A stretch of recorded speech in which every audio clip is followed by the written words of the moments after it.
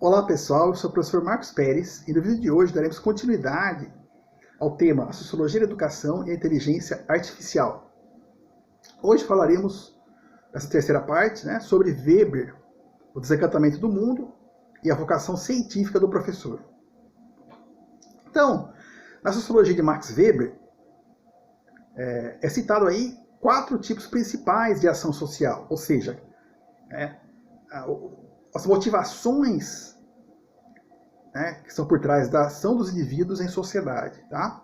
São elas, aqui a ação tradicional, a ação carismática, a ação racional valorativa e a ação racional com relação a fins. Tá? Então, com o advento da modernidade, que ocorreu aí a transição para o modelo racional científico da sociedade, tá? A ação predominante passou a ser a ação racional com relação a fins. Né? Então, é diferente, por exemplo, das sociedades anteriores, tradicional e carismática, que predominava aí o místico, a ideia do religioso, do carisma, do carismático. Você tinha aí outras formas de ação mais predominantes dessas outras sociedades, certo? Então, esse processo de racionalização do mundo, que Weber se refere, ele leva, portanto, aí a um fenômeno de perda de sentido existencial. Então, o sentido que era dado aí pela religião ou pela magia, certo? Ela deixa de existir na sociedade moderna, em que a ciência ocupa o lugar, tá? Da religião e da magia. Então você vê que esse processo de perda de sentido, que é dado nessa racionalização do mundo, pela ciência e tecnologia, ele é chamado por Weber de desencantamento do mundo. Tá? Então, nas sociedades tradicionais e carismáticas, a educação ela possuía um caráter religioso ou mágico, certo? Então, essa educação ela estava atrelada a figuras do profeta, por exemplo, certo? Do sacerdote, do guru, do mestre, ou do mago, líder. Então, você havia processo de iniciação religiosa, a iniciação à magia, enfim, que eram muito comuns nessas sociedades. Tá? Então, nas escolas modernas, o ensino ele já adquiria um caráter científico, com a prevalência da racionalidade técnica e científica. E toda essa racionalidade, processo de racionalização, dado através também da escola, Weber deixa claro isso também, ela está ligada à figura do professor. Talvez não seja coincidência que o professor seja chamado de mestre também. Seria aí um resquício dessa designação das sociedades antigas, tradicionais e carismáticas, uma herança, talvez. Então, outro conceito referido por Weber, que tem muita importância dentro da sua sociologia, é o conceito de vocação. Tá? Então, para Weber, a vocação tem um sentido maior, mais amplo do que profissão, meramente. Então, está atrelado aí a devoção e a missão. Tem praticamente o caráter religioso, tá? Ou ligado ao divino, que seria, no caso, uma herança também das sociedades carismáticas do passado. Tá? Então, Weber ele separa essa ideia de vocação em dois tipos de vocação. A vocação científica, que tem a lealdade à ciência, a racionalidade, e é marcada também aí pela neutralidade axiológica, ou valorativa, ou seja, a ciência ela tem que se prevalecer o caráter neutro, certo? Mostrando várias visões sobre o fenômeno, certo? Sem que haja juízo de valor por parte do cientista. O cientista não pode demonstrar seu juízo de valor. Essa neutralidade tem que ser axiológica, Diferente, por exemplo, da outra vocação, que é a vocação política, tá? Apontado por Weber. Então, essa vocação ela caracteriza aí o surgimento do político profissional, né? Que é aquele que vive da política, tá? E a militância política, que é viver para a política, tá? Então, é diferente você viver da política, né, que são os nossos políticos profissionais, deputados, enfim, né, senadores, prefeitos, governadores, né, e a militância política é feita pelos movimentos sociais, né, enfim, que nessa vocação política há ausência da neutralidade, você não tem neutralidade. É o espaço aí realmente, né, da militância, tá? Então, a escola, para Weber, ela não deve ser o local da militância política, né? Porque a vocação da escola é científica, né? Dentro desse contexto, né? Aí da sociedade moderna racional, tá?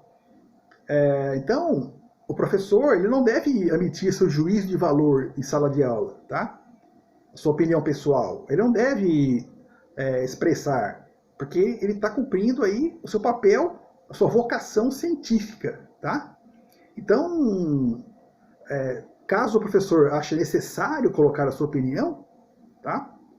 Ele deve deixar claro que ela é a sua opinião, é a sua concepção, né? Deve ser sincero com os alunos e apontar que aquilo não é uma comprovação científica, mas é meramente a sua opinião, tá? Então, deve ser sempre apontado várias opções de visões de mundo, né? Dentro da sala de aula, né? Até um artigo, né?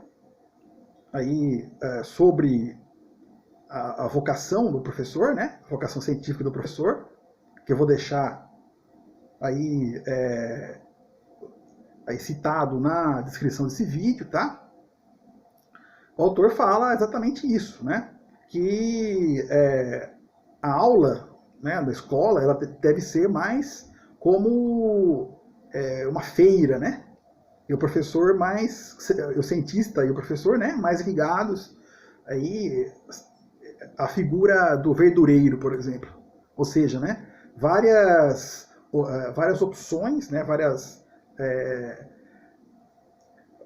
visões que são colocadas e o aluno deve ser aí livre para escolher por ele mesmo qual visão, né, ele deve seguir, ele deve aí se inspirar nesse caso, tá?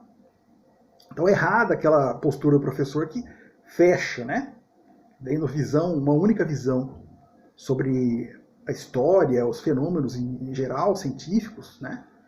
Mas principalmente na área de humanas, que você tem mais visões, mais opções, né?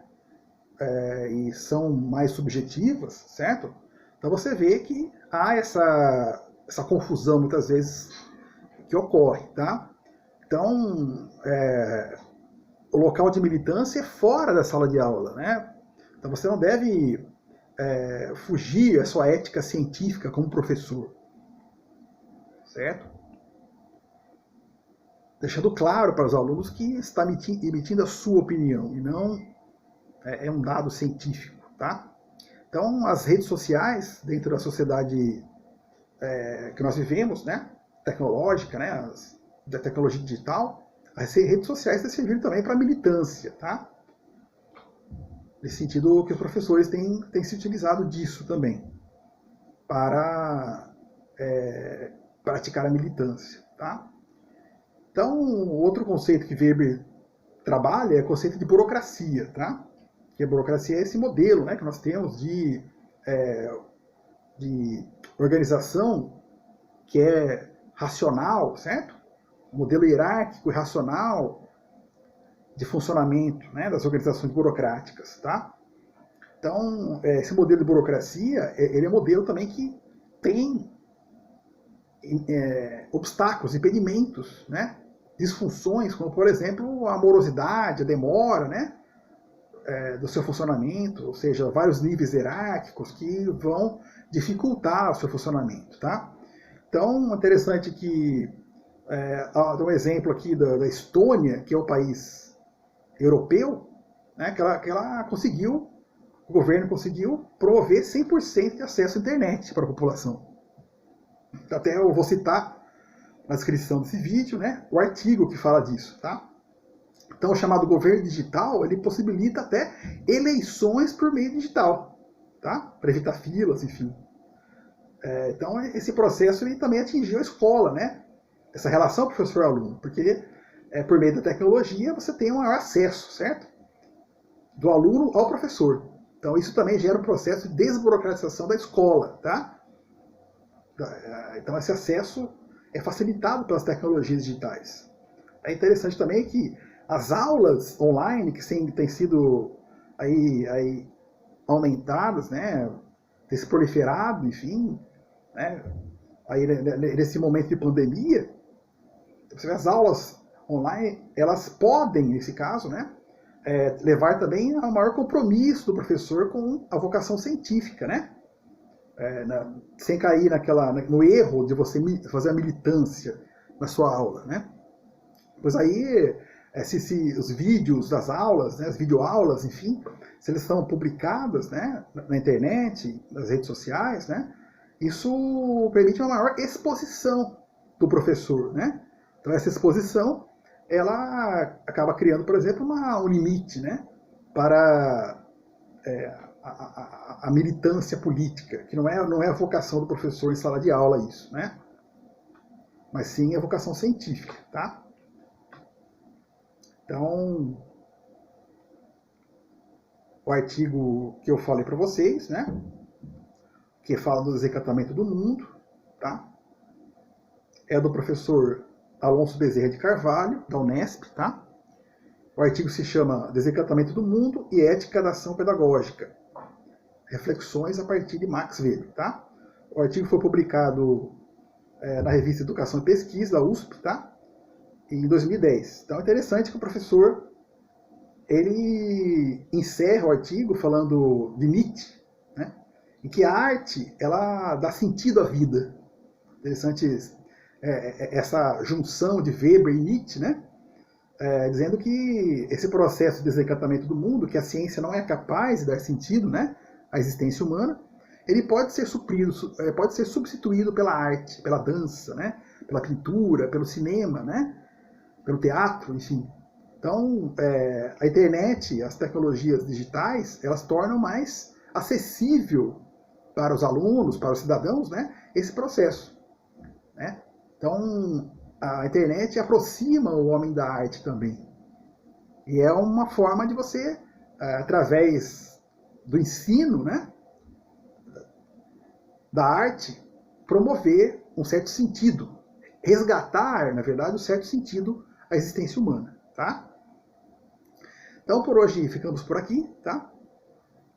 E na próxima semana, no próximo vídeo, falaremos sobre Pierre Bourdieu e a reprodução, né, na educação. Espero que tenha gostado do vídeo. Se gostou, deixe seu like e compartilhe. Até o próximo vídeo. Um abraço. Tchau.